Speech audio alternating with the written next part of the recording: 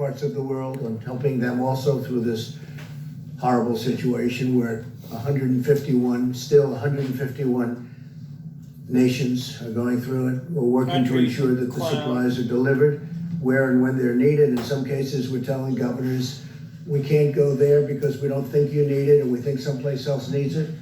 And pretty much so far, we've been right about that.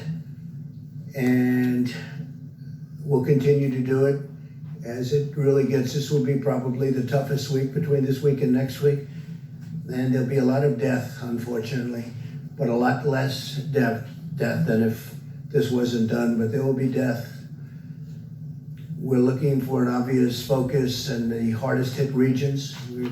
Some of them are obvious and some aren't so obvious. They spring up, they come and they hit you like you got hit by a club, an area that wasn't at all bothered. You look at what's going on in New Jersey, the governor's doing an excellent job, by the way, but how that sprang up. Every decision that we're making is made to save lives. It's really our sole consideration. We want to save lives. We want as few lives lost as possible. It's therefore critical that certain media outlets stop spreading false rumors and creating fear and even panic with the public. It's just incredible. I could name them, but it's the same ones, always the same ones. I guess they're looking for ratings. I don't know what they're looking for. So bad for our country. And so bad, the people understand it. You look at the levels and approval ratings, and they're the lowest they've ever been for media. It's so bad for our country, so bad for the world. You gotta put it together for a little while, get this over with, and then go back to your fake news. During a national emergency, it's just essential that the federal decision makers cut through the fog of confusion in order to follow the facts and the science. Many hospital administrators that we've been in touch with, even in the really hot spots, you know what they are communicating directly with us that their level of supplies are meeting essential needs, and at the current time, they're really thrilled to be where they are. Whenever local shortages are reported, we're asking states to immediately meet the demand, and we're stockpiling large amounts in different areas, and we're going to be discussing that in a little while. But we want distributions to be made on a fair basis. We have to take care of a large country, not just certain areas of the country. But no matter where, we've been there, and we've been there very strongly. I want to thank FEMA. I want to thank the Army Corps of Engineers. I want to thank our military for what they're doing. And we're going to be adding a tremendous amount of military to help supplement the states. Thousands of soldiers, thousands of medical workers, professionals, nurses, doctors. And it'll be a large number. We'll be telling them over the next very short period where they're going. They're going into war. They're going into a battle that they've never really trained for. Nobody's trained for this. Nobody's seen this. I would say since 1917, which was the greatest of them all. The greatest of this type of battle, probably the greatest of them all, right? 1917, up to 100 million people were killed. In addition, we're working directly with hospitals and existing suppliers and distributors to ensure that those with the greatest need are prioritized. And that need changes. One day it's one state or one locale, one city, and then all of a sudden they're starting to do well. We had some very good reports coming out of the state of Washington, coming out of various parts of California. So areas that we were getting ready to really hit hard, we can now go to other areas. It looks like New York is going to be hit very hard. And Louisiana is just amazing the way it just spread out. And everyone's doing a good job, but they're going to be hit hard. Areas in the country that are not experiencing large-scale infections are requesting supplies beyond what their present circumstances require. And we talk to them, and we tell them, and we explain it, and for the most part, they're good with it. We think we're right. It's very understandable that officials would seek to get the most they can get for their communities. But the fears of the shortages have led to inflated requests. We have some states and areas where they're just asking for far more. I mean, look, we had one state asking for 40,000 ventilators. 40,000. Think of it, 40,000. It's not possible. They won't need that many, and now they're admitting they don't need that many, but we're getting as many as we can to them. Again, nobody's ever seen anything like this in terms of ventilators, in terms of protective equipment and uniforms and outfits, but it makes it more difficult for distributors to prioritize the real need, and they could intentionally, and you know, look, everybody has proper intentions, but they want to make sure they're 100%, and sometimes when they know they don't need it, they want it anyway. It gives them that extra feeling of satisfaction, but we just can't do that. It's not even possible to think about it. And that's why, and we're a backup. Remember, we're a backup. We're the greatest backup that ever existed for the states, especially when we start getting into the hospital building business and getting into the medical center building business. When you see we built many hospitals, numerous hospitals in some states and medical centers. That's why my administration's been requesting actual usage numbers directly from the states and hospitals to meet their needs, because we want to be ready when the brunt of it comes, which is coming quickly. You see it. You see it as sure as you can see it. And when the brunt of it comes, we want to be ready to hit the area that needs it. We don't want to have spent everything in one area and they don't need it there anywhere near the extent. So let me be extremely clear about one point. We will move heaven and earth to safeguard our great American citizens. We will continue to use every power, every authority, every single resource we've got to keep our people healthy, safe, secure, and to get this thing over with. We want to finish this war. We have to get back to work. We have to open our country again. We have to open our country again. We don't want to be doing this for months and months and months. We're going to open our country again. This country wasn't meant for this. Few were, but we have to open our country again. I just spoke with the commissioners, leaders of, I would say, virtually all of the sports leagues. Rob Manfred, Commissioner of Baseball, Major League Baseball. Roger Goodell, Commissioner of the National Football League. Adam Silver, Commissioner of the National Basketball Association. Gary Bettman, Commissioner of the National Hockey League. Jay Monahan, Commissioner of the PGA Tour. Kathy Engelbert, Commissioner of the Women's National Basketball Association. Dana White, the Ultimate Fighting Championship. Vince McMahon, President of the WWE. Don Garber, Commissioner of Major League Soccer. Steve Phelps, President of NASCAR. Michael Wan, Commissioner of the LPGA. Roger Penske, Founder and Chairman, Penske Corp. And Drew Fleming, President of the Breeders' Cup. And there are a couple of others on, and these are all the great leaders of sport, and they want to get back. They got to get back. They can't do this. The sports weren't designed for it. The whole concept of our nation wasn't designed for it. We're going to have to get back. We want to get back soon, very soon. For example, and I have to say, we're using the Defense Production Act very powerfully.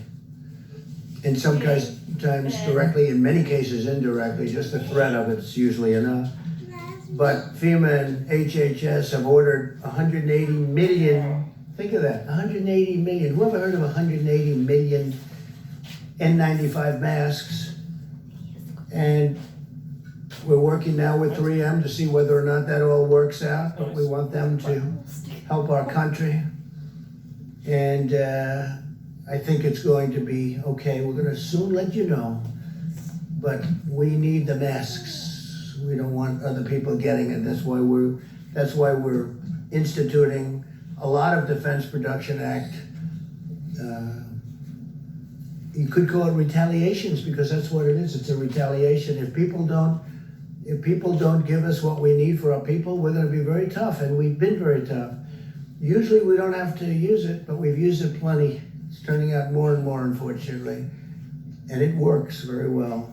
Our supply chain logistics task force, led by Admiral John Polovchek, who's doing a fantastic job, will ensure they're distributed to the healthcare and critical infrastructure workers in the areas with the most pressing requirements. That's the 60 million masks that we're talking about, and the 180 million N95 masks. 180 million, who ever heard of 180 million masks? And this is a incredible thing. A lot of times when we have to stop playing this game, if a governor wants 200 ventilators, and I say, no, we're gonna send you 1,000, we think you need more than 200, and then the media meets with the governor, and they say, oh, you got more? Well, it's not enough. The president should have sent more. So he's asking for 200. We give him 1,000. They say, how's the president doing? He should have given more, because that's politics. That's politics. And that's unfortunate, because we can't play that game. And, you know, that's one party doing it, and the other party's happy. But they're all really happy, because they should have been doing this work themselves for a long period of time. Many of their cupboards were bare. With respect to the ventilators, FEMA and HHS continue to monitor the data on an hourly basis. We're provided by the states in order to most effectively target the distribution of supplies. We've been asking states to provide us with daily updates on the number of ventilators and their utilization rates, because some states have more ventilators than they need. They don't even like to admit it. They'll admit it when everything's over, but that doesn't help us very much.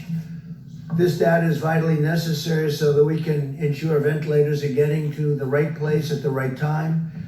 FEMA, HHS, DOD are developing resources within the next 24 hours. They will have a whole different set of criteria. Every day it's different criteria. Every day this horrible, invisible enemy changes a course. It changes course. If you were fighting the normal fight, you know what's happening. They hit one, they hit another, they hit another state, they hit areas that you didn't expect, but we're watching it and we're capturing it. Our goal is to stay several days ahead of the needs in each state, but we can only do that if the cities and states utilize real-time local knowledge to provide timely and precise data about actual usage. So we have to be able to do that. And if a state has ventilators, as an example, that they know they're not going to need, they should give them over, and we should move them with the other ones. We have now 10,000 in our pipeline, and stockpiled 10,000 close. And we're moving some into New York, so we're going to need some additional. We're moving some into New York City and state separately, and we're bringing them to the point where they'll need them. I can also report that at my direction, 1,000 military personnel are deploying to New York City to assist where they're needed the most. That's the hottest of all the hot spots. New Jersey is right there, it's right next to it, and I don't know if that's overflow, but New Jersey's, it's a great state, and it's a crowded state also, where you have people on top of people. It's always tough, but we're bringing some of the ventilators. We got some for New Jersey just yesterday, and we're going to bring them some more, including doctors. We're getting doctors, nurses, respiratory specialists, and other support workers. These are from the military. We're taking people now out of our military.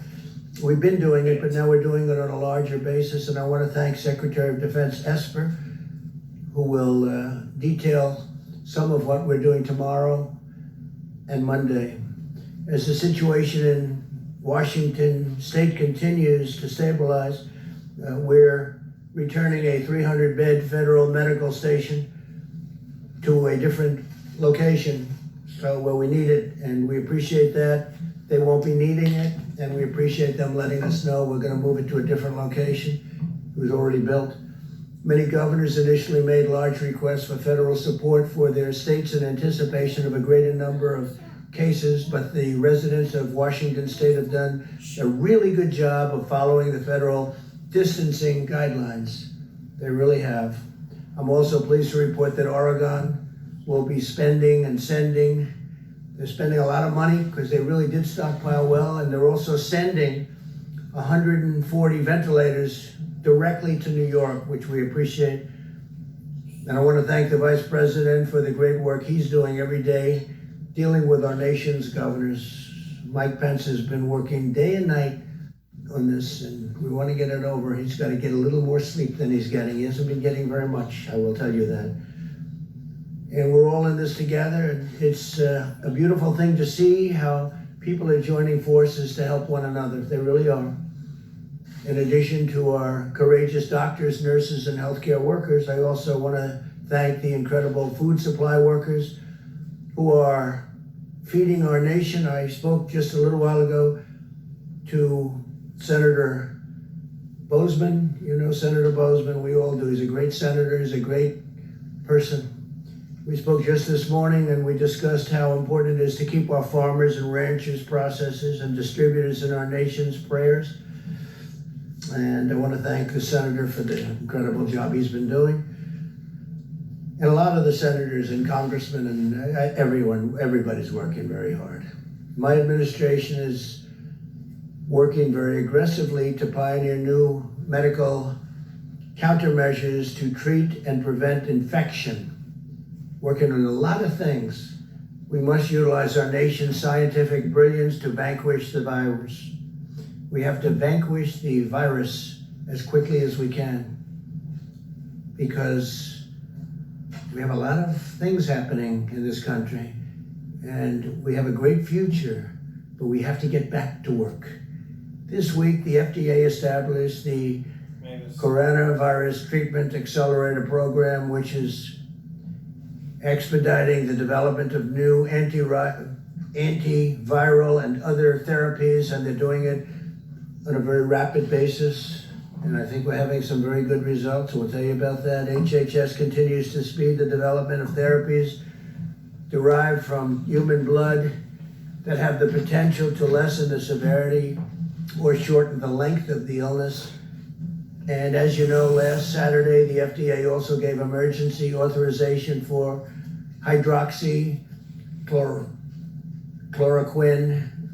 And the hydroxychloroquine is I hope it's going to be a very important answer. We're having some very good things happening with it, and we're going to be distributing it through the Strategic National Stockpile. It's going into the Strategic National Stockpile to treat certain patients, and we have millions and millions of doses of it, 29 million to be exact. In addition to that, we're making it, and we're also getting it from various other locations and countries. In one case, I called Prime Minister Modi of India this morning. They make large amounts of hydroxychloroquine, very large amounts, frankly. And I said they had a hold because, you know, they have 1.5 billion people and they think a lot of it. And I said I'd appreciate if they would release the amounts that we ordered, and they are giving it serious consideration. But they do India makes a lot of it. But we have already 29 million, if you look, I mean, that's a big number, 29 million doses. We've got millions of doses that are being made here, and many millions of doses that are made elsewhere that are being shipped here, and it will be arriving. We're just hearing really positive stories, and we're continuing to collect the data, but I'll just speak for myself. It's been out for a long time. It's a malaria drug. It's also a drug for lupus. And there's a study out that people with lupus aren't catching this horrible virus. They're not affected so much by it. Now, maybe that's correct. Maybe it's false. You're gonna have to check it out. But there's a lot of very positive things happening with that. That's a game changer if that's the case. Obviously, we continue to work on the vaccines, but the vaccines have to be down the road by probably 14, 15, 16 months. We're doing great on the vaccines. I think Johnson & Johnson is leading, seems to be leading in terms of the studies, but we'll see what happens. But I feel good about that, but that's down the road. But tremendous promise with with what's just been mentioned. In addition to that, Gilead Sciences has initiated a phase 3, that's down the line, meaning clinical studies of the drug remdesivir. Now, it's approximately 1,000 patients, which is a pretty good study. Other drugs are also being studied in patients, and this week, Oracle, great company, donated a new web portal. Larry Ellison, amazing guy, and platform to the government to gather real-time data on how patients are responding to the various new treatments, and they have a very sophisticated site. We'll be learning a lot from Oracle, and thank you to them. We're also spending economic dollars like you wouldn't believe, and speeding economic relief to American workers, families, and businesses. Yesterday, the Small Business Administration launched the Paycheck Protection Program to help employees keep paying their workers. In 24 hours, the Small Business Administration and over 1,200 lending partners processed over 28,000 loans. It's so far ahead of schedule, and billions of dollars.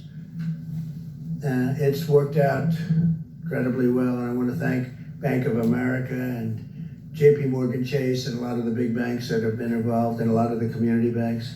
Community banks have really jumped on it, and it's so far going way ahead of schedule. The SBA also clarified that faith-based organizations, including houses of worship, are eligible for the Paycheck Protection Program. That's great.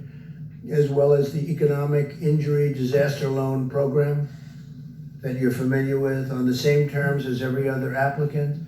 If we run out of funding for the Employee Retention Program, I will immediately ask Congress for more money. This is money that's really going directly to the people that need it, the small businesses that need it, and the workers that need it. Finally, because when we open, we want to open strong with businesses that are going. Remember, we had the greatest economy in the world, and then one day we were told, we got to shut it down, stop it, tell everyone to stay home because of this horrible virus, and we did that. And we did the right thing, but now we have to open. We have to open our country. Finally, I can report that as of today, the State Department has successfully coordinated the safe return of more than 40,000 Americans stuck abroad on over 400 flights from 75 countries. Many of those countries were terrific in helping us, and I appreciate that very much. Some of them I had to call the leaders of the country, most of whom I know. And once I did, they snapped like you wouldn't believe. They really helped us, right? So I appreciate that. So we brought back 40,000 Americans who were literally stuck in some countries with no chance of getting out. We got them back. 400 flights, 75 countries, think of that. And those countries in almost every instance had a big problem with the virus. I want to thank the American people, most of all, for the selfless sacrifices that they're making for our nation. I know it's not pleasant, although some people have said they've gotten to know their family better, and they love their family more than ever. That's a beautiful thing. They've actually gotten to know them. They were in the same house with their family for a long time. I guess it can also work the other way, perhaps, but we don't want to talk about that. And I want to encourage everyone to keep following our guidelines on slowing the spread. Sustaining this war effort is, and that's what it is a war effort, is the patriotic duty of every citizen. While we may be more physically distant for a time, we're closer together in the heart and in the spirit. And through this great national unity is happening. We're having a great unity developing that a lot of people didn't think would be possible to develop like this. And we will conquer the disease and restore our nation to its full and glorious might. And we're doing really well, and I'm very proud of everybody out there. We're very proud of you. It's something that nobody could have ever projected. It's been over 100 years that a thing like this has happened. And the problem with this one is the contagion. It's so contagious. Nobody's ever seen anything like that, where it's so contagious. You can be feet away and just talking to somebody and catch it. You can catch it. You know how long it can live on surfaces. So things that nobody even thought of, the level of contagion. So we're getting there. We're going to make sure that it's over soon, and just keep going. It's not going to be long, and thank you very much. And with that, I'd like to ask Dr. Hahn to speak, and he's been doing yeoman's work at the FDA. Thank you very much, Doctor. Thank you. Thank you. Thank you, Mr. President. I'm going to speak about hydroxychloroquine and the efforts around that. Just to preface, I'd like to echo what the President said about the American people and the resiliency and the just terrific work. Mitigation is such an important part of our fight against the COVID-19 virus. Last week, as the President said, we issued an emergency use authorization to allow the donated hydroxychloroquine to come into the country and enter the general circulation. We are prioritizing this drug to come in for clinical trials, also into general use for physicians, because as you know, physicians, based upon their interaction with the patients, their assessment of the risks and benefits, can write a prescription for hydroxychloroquine if they think it's appropriate for the patient. Being a physician, we do this all the time, and that assessment needs to be done between a patient and a doctor. And then the third portion is we wanted to make sure that these drugs were in the circulation, in the supply chain, so that people who have them or need them for the other indications, lupus, rheumatoid arthritis, had them available. So that was the purpose of the emergency use authorization. One other thing I'd like to mention is that we on Friday stood up a formal convalescent plasma program. We have a great deal of enthusiasm for that. There are some reports that this is of benefit to patients in other countries who have had the COVID-19 virus. And what this means is taking plasma from patients who've had the virus and who have recovered, and transferring the immunity, the immunoglobulins, if you will, the immunity from that person to someone who's sick. And we're hopefully expanding that across the country. The Red Cross is involved in that program, and I think it shows a great promise. It needs to be studied like other things, but just like I said before, it provides hope. We don't want to provide false hope, but definitely hope. Thank you. Thank you very much, Mr. President. I'd like to just take a couple of moments to talk a little bit about the public health aspects and how it relates to what the President just said about the need for us to begin to at least think about returning to some degree of normality. And that has to do with what's going to be happening as we end this week and we go into next week. You will be seeing, and we should not be surprised because the kinetics of how this virus works is that we're going to be seeing that there are going to be deaths that are going to continue to go up. But as I mentioned to this group and to the general public multiple times, there really is a cascading of events where you have new cases, hospitalizations, intensive care, and deaths. So at the same time that we may be seeing an increase in deaths, we want to focus on the effect of mitigation is really the number of new cases. And that's what we're going to be thinking about and looking about. So we're going to pay close attention to that, and hopefully the kinds of mitigations that we're talking about are going to have the impact to allow us to begin to think about maybe changing a bit. So the question arises, is the mitigation working? So let's look historically and then just look at the reality of it. Clearly in the countries, China included, that have implemented since very strict kinds of programs of mitigation. Clearly it works in our own country. We've seen indication of that in Washington. Remember, Washington State was the first to get hit, but they put in a really good program of mitigation. And if you look at the charts that Dr. Berg showed the other day, they're still down there doing well. And the reason is, again, what I've said before, but I think it's worth reiterating, that we have two opposing forces here. The virus, which wants to do what the virus wants to do. Viruses transmit from people to people. When people are separated from each other, virus does not transmit. It doesn't go anywhere.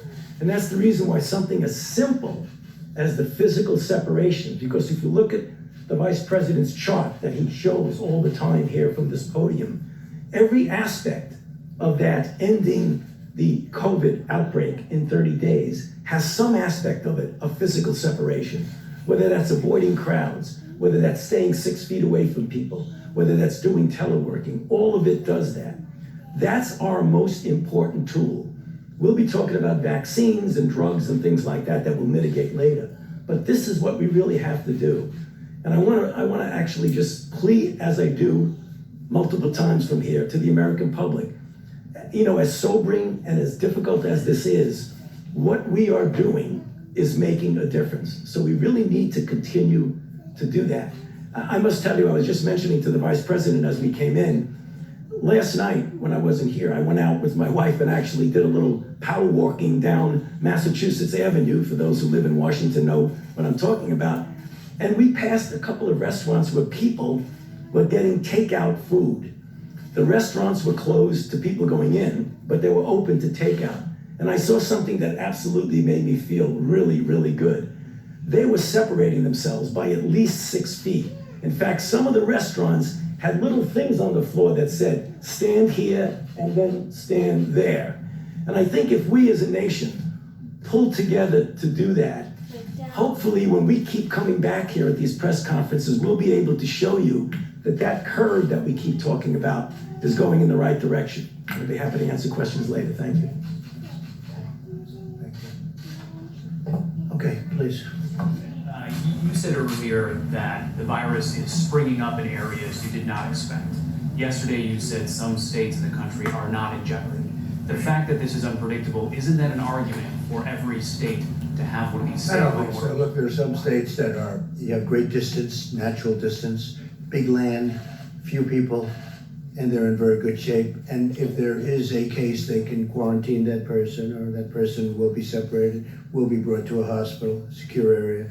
So you do have different cases as opposed to a New York or Los Angeles. Los Angeles is doing incredibly well, by the way.